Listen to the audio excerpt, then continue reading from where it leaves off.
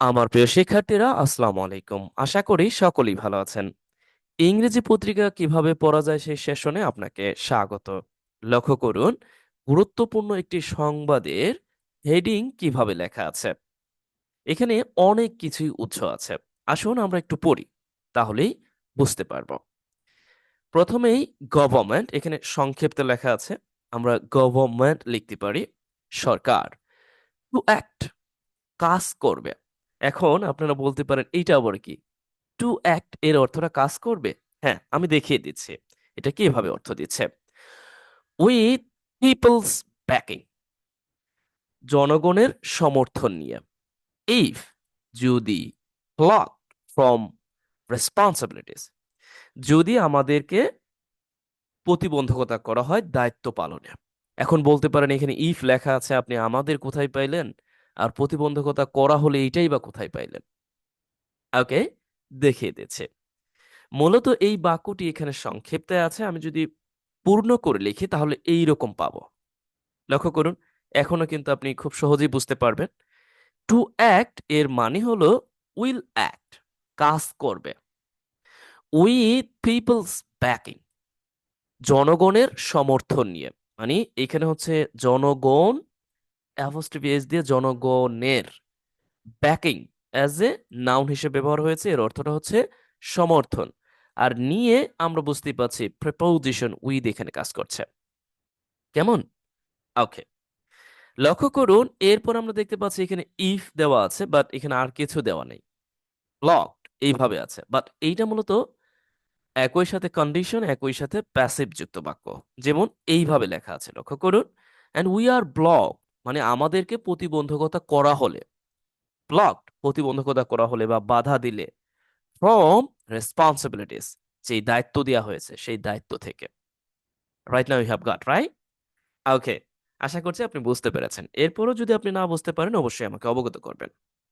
Okay, next we see the advisory council, যে উপদেষ্টা পরিষদ, হ্যাজ সাইড, জানিয়েছেন বা আমরা বলতে পারি যে বলেছেন, দ্য ইন্টারিম গভর্নমেন্টস অটোনমি, অন্তর্বর্তীকালীন সরকারের যেই স্বায়ত্ত শাসন।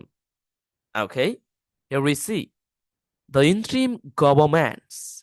আমি এখানে যে বলেছি, বাট এখানে কিন্তু যে উজ্জ আছে, মাথায় রাখবেন। আমাদের কিছু কিছু সময় এই যে যে কনজাংশন, বিশেষ করে আমরা যাকে রিলেটিভ প্রোনাউন হিসেবে যে দ্যাটটা ব্যবহার করি টু মেক নাউন ক্লোজ, এই যে যে দ্যাট, লক্ষ্য করুন এই দ্যাট এখানে উজ্জ আছে কিন্তু। যে সেই দ্যাট বলেছে, যে বা বলেছেন যে, দ্য ইন্টারিম গভর্নমেন্টস, অন্তর্বর্তীকালীন সরকারের, অটোনমি, স্বায়ত্তশাসন। ওকে, নিশ্চয়ই সি রিফর্ম ইফোর্টস, এই যে যে রিফর্ম যে ইফোর্টস আছে। Okay, just take it easily.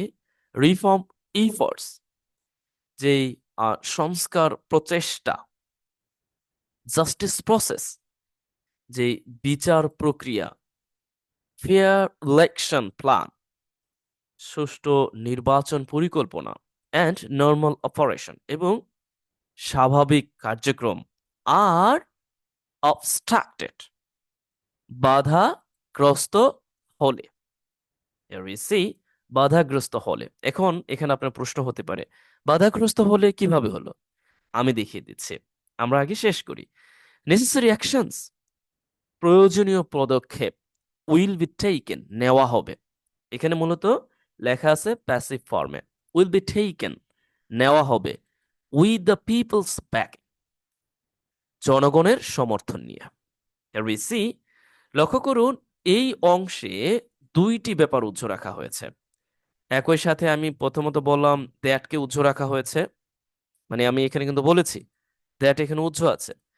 একই সাথে এই অর্থটি মানে এই বাক্যটি পরিপূর্ণ অর্থ দেওয়ার জন্য এখানে ইফও উজ্জ্ব আছে। আমি জানি না, হয়তো বা তাড়াহুড়ো করতে গিয়ে তারা এটা লিখেছে, বাট ইফ উজ্জ্ব না থাকলে এই বাক্যটি অর্থ দিবে না। আমি বোঝাতে পারলাম কি? লক্ষ্য করুন, যদি আমি ধরুন, আমি এত বেশি মানে পেঁচাইতে চাচ্ছি না, তারপরেও না বললেই নয়, আমি যদি এই বাক্যটার অর্থ, এখানে কিন্তু এই পর্যন্ত পুরোটাই একটি বাক্য, কেমন? তার মধ্যে এই যে যে অংশটা দেখতে পাচ্ছেন না, এই অংশটা হচ্ছে স্বাধীন, যে প্রয়োজনীয় পদক্ষেপ নেওয়া হবে এটা হচ্ছে স্বাধীন।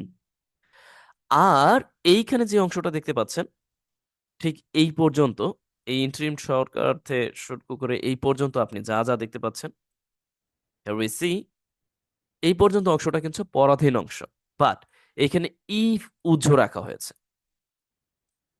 ইফ, তার মানে হচ্ছে এই যে অন্তর্বর্তীকালীন সরকারের যে স্বায়ত্তশাসন, সংস্কার প্রচেষ্টা, ন্যায় বিচার প্রক্রিয়া এবং সুষ্ঠু নির্বাচন পরিকল্পনা এবং স্বাভাবিক যে কার্যক্রম আর অবস্ট্রাক্টেড, বাধাগ্রস্ত হলে, তার মানে হলে বলতে এই ইফ এখানে আছে।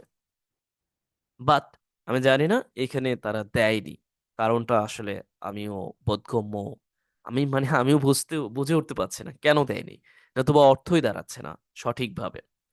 ওকে, here we see. আমরা পরবর্তী অংশ দেখার চেষ্টা করি। আমরা গ্রামাটিক্যালি আর একটু পরে দেখব যদি সময় সুযোগ থাকে। দিস ওয়াজ ডিসকাস, এই যে যে বিষয়গুলো, মানে এই বিষয়টি আলোচনা করা হয়েছিল, আজকে আলোচনা করা হয় ইন অ্যান আনশিডিউলড সেশন, একটি অনির্ধারিত অধিবেশনে অফ দ্য ক্যাবিনেট, ক্যাবিনেটের একটি অনির্ধারিত অধিবেশনে এটা আলোচনা করা হয়েছিল। ফলোইং অ্যাজ এ প্রিপোজিশন হিসেবে ব্যবহার হয়েছে, এর অর্থটা হচ্ছে পর। The regular executive committee of national economic council, ইকনেক মিটিং, আমরা এটা সম্পর্কে অবগত। জাতীয় অর্থনৈতিক পরিষদের একনেক এর যে নিয়মিত কার্যনির্বাহী কমিটির যে সভা, সেখানে প্রেসাইডেড, ওভার, মানে এটা হচ্ছে সভাপতিত্ব করা হয়, সভাপতিত্ব, মানে ডক্টর মোহাম্মদ ইউনূসের সভাপতিত্বে, এখানে মূলত সংক্ষেপে লেখা আছে অ্যাজ এ পাস্ট পার্টিসিপল হিসেবে। Okay, according to a statement from the council, মানে বিবৃতি অনুসারে আর কি। আমি কাট, এখন অনেকের কাছে মনে হতে পারে এটা কিভাবে কি বললেন না বললেন বুঝে উঠতে পারলাম না। ওকে, আমি একটু বলছি, পরবর্তীতে আবার বলার চেষ্টা করব। এটা মূলত আলোচনা করা হয়েছিল এই বিষয়টি, যদিও অনেকে বলতে পারেন এখানে দিস হয়েছে, এটা কিভাবে পাস্ট হলো, আবার এখানে কিভাবে টু ডেই হলো। দেখুন সংবাদপত্র এইভাবেই লেখা হয়, মানে এই বিষয়টি আলোচনা করা হয় একটি আম, মানে অনির্ধারিত একটি অধিবেশনে ক্যাবিনেটের। সেটা কোথায় কখন হয়? এই যে ডক্টর মোহাম্মদ ইউনূসের নেতৃত্বে এই যে যে জাতীয় অর্থনৈতিক পরিষদের যে কার্যনির্বাহী কমিটি আছে, কার্যনির্বাহী কমিটির যে সভা আছে, সেই সভার পর। আর এই পর অর্থ প্রদানে এখানে সিম্পলি আমরা লক্ষ্য করছি ফলোইং ব্যবহার হয়েছে। কারো কারো কাছে ব্যাপারটি একটু আনইজি ফিল হতে পারে যে আসলে কিভাবে কি হচ্ছে, তাই তো? ওকে, একটু পর বলছে। Okay, next we see the meeting, এই মিটিংটি ওয়াজ হেল্ড, অনুষ্ঠিত হয়েছিল। লক্ষ্য করুন এই মিটিংটি সভাটি অনুষ্ঠিত হয় the planning commission in Dhaka Sher-e-Bangla Nagar, মানে ঢাকার যে শেরেবাংলা নগর আছে, এই শেরেবাংলা নগরের যে পরিকল্পনা কমিশন আছে, এই পরিকল্পনা কমিশনে মূলত এই সিদ্ধান্তটি, মানে এই মিটিংটি বিশেষ করে আয়োজন করা হয়। কেমন? তারপর আমরা যদি বাংলা একটু দেখি তাহলে দেখতেই পারি। ওকে, অ্যাকর্ডিং টু দ্য স্টেটমেন্ট, বিবৃতি অনুযায়ী, দ্য মিটিং ডিসকাস, এই যে যে মিটিংটি ডিসকাস করে, মানে আলোচনা করে, দেখুন এখানে ডিসকাস ব্যবহার হয়েছে মূলত একেবারে ট্রানজিটিভ ভার্ব হিসেবে, প্রধান ভার্ব হিসেবে। এই মিটিংটি আলোচনা করে in details, here we C, আলোচনা করে ইন ডিটেইল, বিস্তারিত, অ্যাজ এ, এখানে মূলত অ্যাজ এ ফ্রেজ হিসেবে এখানে মাঝখানে বসে পড়েছে বিস্তারিত। দ্য থ্রি মেজর রেসপন্সিবিলিটিস, প্রধান তিনটি রেসপন্সিবিলিটিসকে মূলত বিস্তারিত আলোচনা করে। লক্ষ্য করুন এখানে যে এই অংশটি আছে না, এই অংশটি কিন্তু এখানে ফ্রেজ হিসেবে আগেই চলে এসেছে। ডিসকাস, এই মিটিংটি, এই যে যে সভাটি আলোচনা করে এই বিষয়টি এখানে কিন্তু অবজেক্ট হিসেবে বসেছে, বাট তার মাঝে আমরা লক্ষ্য করছি এই অংশটা চলে এসেছে অ্যাজ এ ফ্রেজ হিসেবে। ওকে, বিস্তারিত আলোচনা করে এই তিনটি প্রধান দায়িত্ব, যেই দায়িত্বগুলো অর্পিত হয়েছে। লক্ষ্য করুন এখানে সংক্ষিপ্তে লেখা আছে, এই অংশটা সংক্ষিপ্তে এখানে লেখা আছে। আমরা এখানে কি করতে পারতাম, এইখানে মূলত এইভাবে এই রেসপন্সিবিলিটিস গুলোকে বোঝানোর জন্য সিম্পলি আমরা হুইজ ব্যবহার করতে পারতাম। লক্ষ্য করুন হুইজ, এরপরে আমরা এইভাবে দিতে পারতাম আর, যে যেগুলো অর্পিত করা হয় এই সরকারের উপর। তার মানে এখানে এই হুইজ এবং আর এটা এই জায়গাটায় উজ্জ আছে। কেমন? যাকে আমরা গ্রামার ভাষায় বলি রিডিউস অ্যাডজেক্টিভ ক্লজ।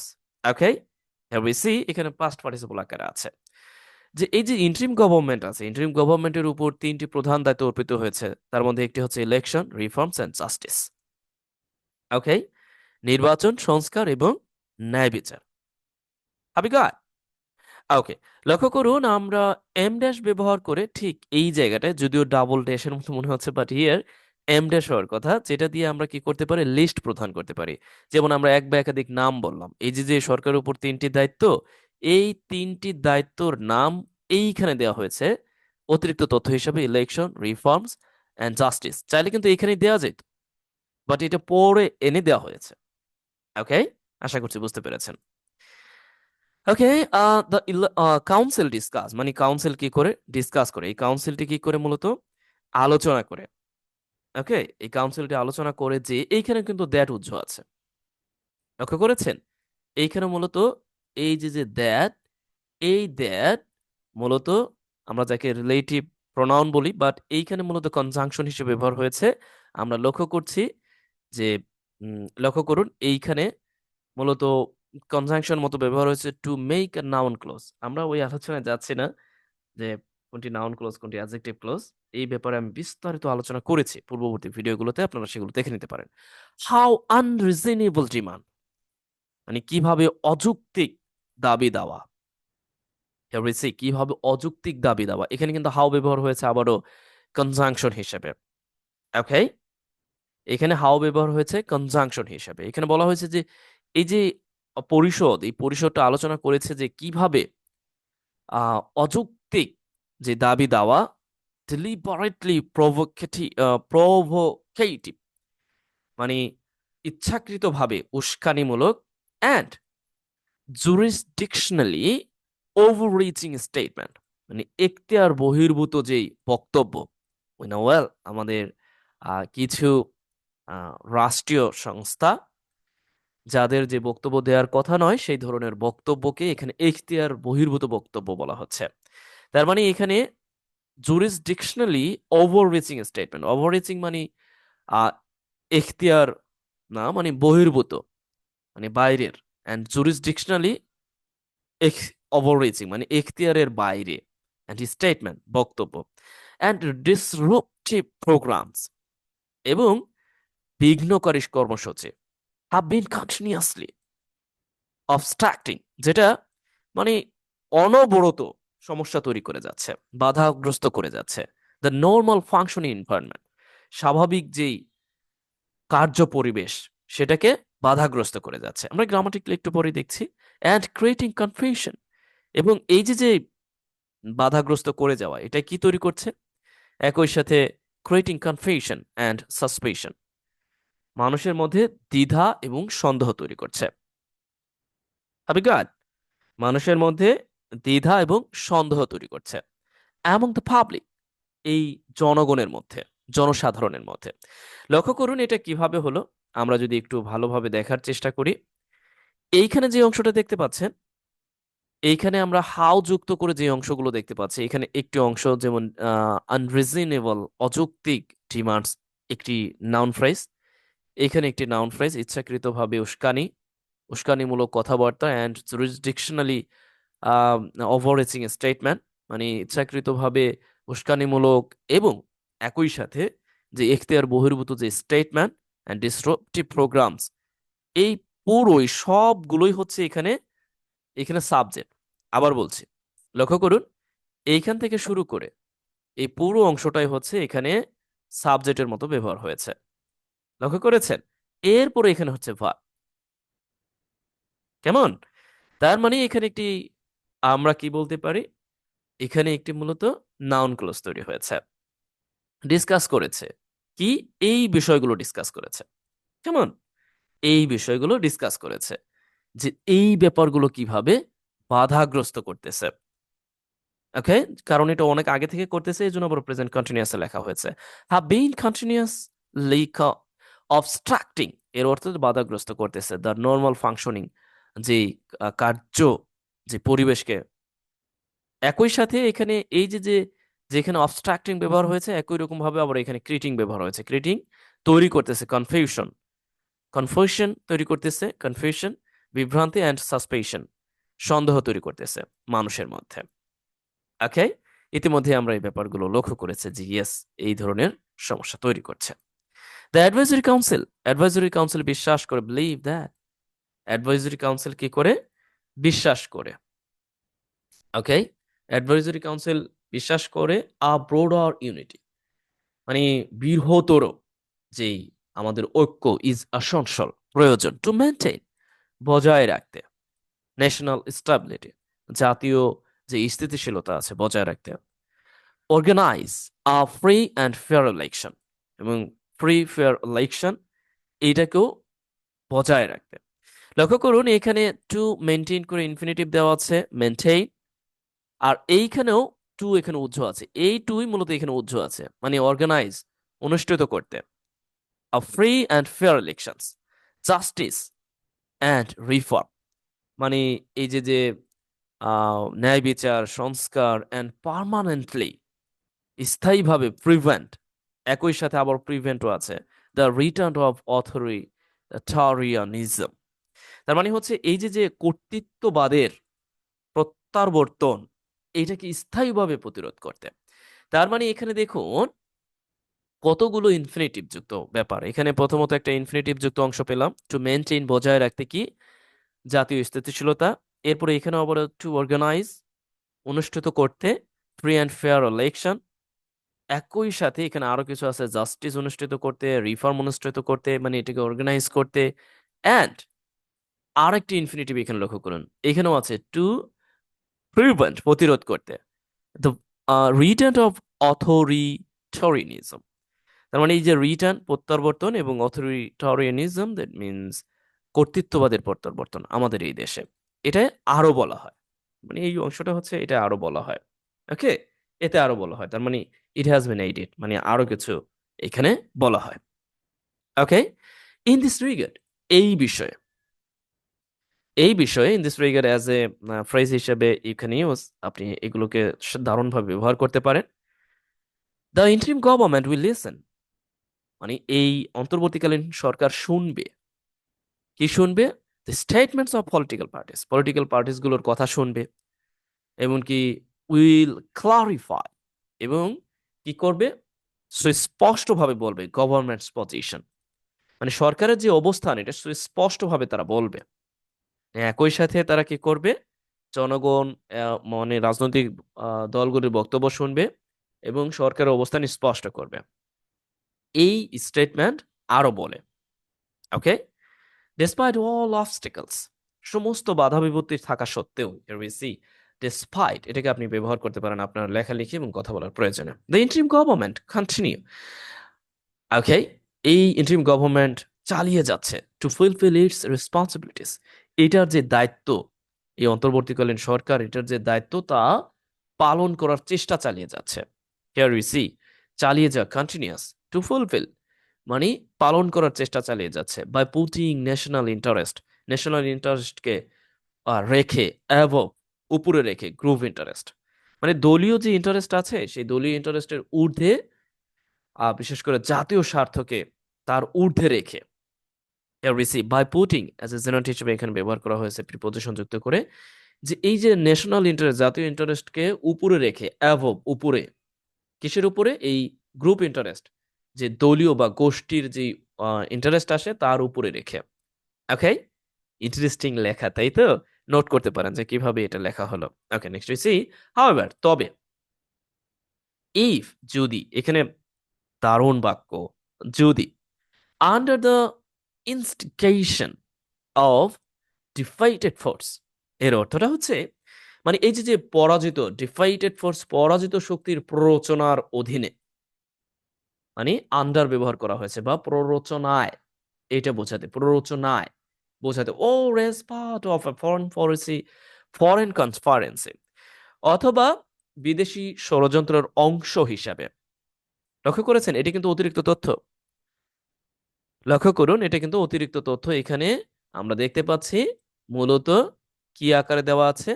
এই অতিরিক্ত তথ্যটা এই পর্যন্ত, মানে এই যে এই পর্যন্ত এটা অতিরিক্ত তথ্য এখানে এম ড্যাশ ব্যবহার করে দেওয়া হয়েছে। আমি কিন্তু আপনাদেরকে বারংবার বলি এম ড্যাশের ব্যবহার, পাংচুয়েশনের ব্যবহার আমাদের যে নিয়মিত ক্লাসের অংশ হিসাবে নিয়মিত যে রেকর্ডেড কোর্স আছে সেই রেকর্ডেড কোর্সের নিয়মিত ক্লাসের অংশ হিসাবে পাংচুয়েশন পুঙ্খানুপুঙ্খরূপে ব্যবহার করা হয়েছে। এই এম ড্যাশের ব্যবহার সম্পর্কে স্পষ্টভাবে বলা হয়েছে।